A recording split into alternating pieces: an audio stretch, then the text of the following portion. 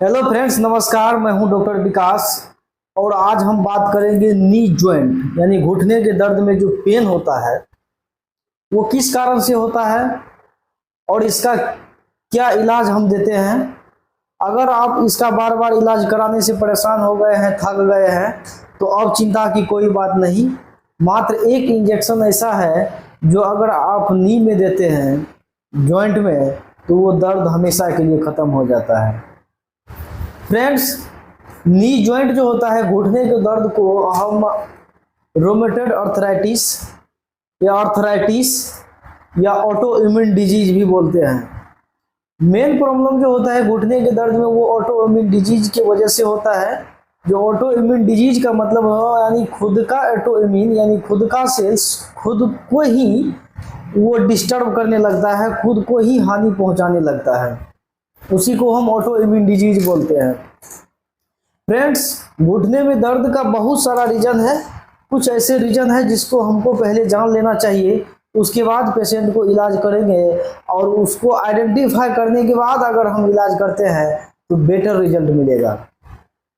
Friends, घुटने का दर्द का सबसे बड़ा रीजन है, पहला जो रीजन होता है वो होता है आपका वजन ज़्यादा हो जाना।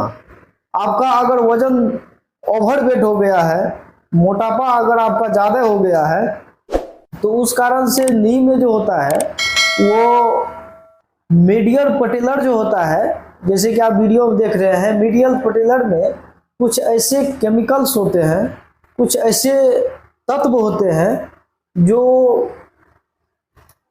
मतलब सूखने लगते हैं। सूखने लगने का वो बार बार जो घिसाता है मीडियल पटेलर ऐसे ऐसे जो होता है, उसमें क्या होता है कभी कभी घर्षण के वजह से, घर्षण यानी बार बार जब घर्षण होता है, अगर आपका वेट ज़्यादा हो गया है तो घर्षण के कारण उसमें इन्फ्लामेशन आ जाता है यानी कि सूजन आ जाता है।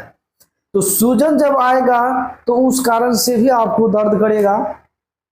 उसके अंदर में अगर कैल्शियम की कमी हो गई है, डिफिशियंसी हो गई है, तो उस कारण से भी वो दर्द करेगा। और उसके अंदर में किसी भी तरह का कोई रैप्चर आ गया है, किसी भी तरह का कोई ऑब्स्ट्रक्शन यानी रुकावट हो रहा है, तो उस कारण से भी दर्द करता है।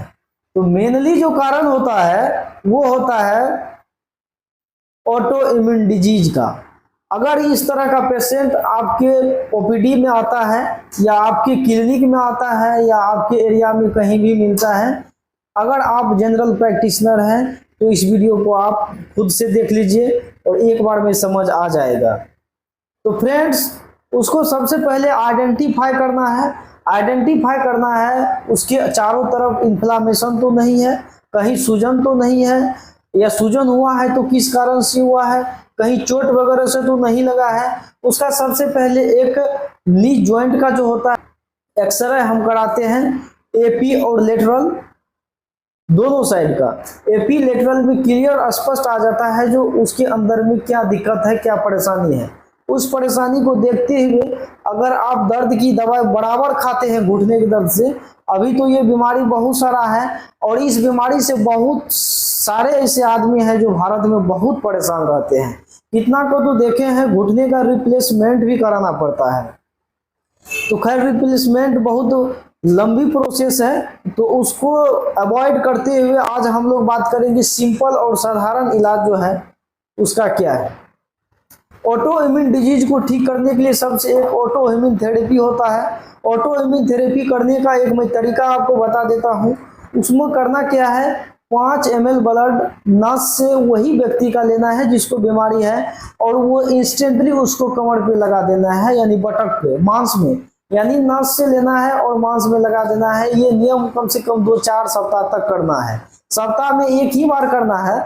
इससे जो होता है खुद का जो सेल्स, ऑटो इम्यून डिजीज जो है, जो खुद का सेल्स खुद को मतलब डिस्टर्ब करना शुरू कर देता है, खुद को हानि पहुंचाना शुरू कर देता है।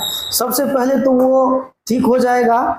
उसके बाद अगर आप दर्द की दवाई दिए हैं, स्टेरॉइड भी चल चुका है, नहीं रिलीफ मिल रहा है, तो उसके लिए एक इंजेक्शन आता है मेथाइल प्रेडनिसोलोन का। मेथाइल प्रेडनिसोलोन 80 mg इंजेक्शन और उसके साथ में लिग्नोकाइन 2%, ये दोनों को कॉम्बिनेशन करके लिग्नोकाइन 1% लेना है और उसके बाद मेथाइल प्रेडनिसोलोन 1 ml का एम्पूल आता है और उसमें 40 mg का भी आता है और 80 mg का भी आता है। तो आपको 80 mg का लेना है और जो आप ये वीडियो देख रहे हैं इंजेक्शन लगाने का तरीका, इसी माध्यम से बिल्कुल आइडेंटिफाई करके दोनों इंजेक्शन को मिला करके धीरे धीरे वो पेटेलर के बीच में डाल देना है। पेटेलर के बीच में अगर आप इसे डाल देते हैं तो थोड़ा सा ये पेन करता है। अगर आप पेन से मतलब इस पेन से अगर आप रिलीफ चाहते हैं तो उसके एरिया में लोकल जो एनेस्थेसिक होता है वो उसको यूज कर दीजिए और उसके बाद इंजेक्शन देंगे तो कोई दर्द नहीं करेगा। और ये इंजेक्शन जब आप देंगे तो पेशेंट के अंदर में जो इन्फ्लामेशन है बना हुआ है, वो इन्फ्लामेशन स्टेरॉइड मेडिसिन है, वो इन्फ्लामेशन बिल्कुल ठीक कर देता है और वो स्टेरॉइड कहीं नहीं फैलता है। ध्यान रहे, पेशेंट डायबिटिक नहीं होना चाहिए। डायबिटिक पेशेंट होगा तो फिर दिक्कत है। अगर इस सब पेशेंट को कंडीशन में लाते हुए अगर आप इस तरह का इलाज करते हैं तो मैं गारंटी देता हूं एक बार में पेशेंट ठीक होगा और बार बार उसको दवाई देने की कोई जरूरत नहीं है। अगर वीडियो अच्छा लगा हो तो लाइक और शेयर और सब्सक्राइब कर दीजिए मेरे YouTube चैनल को।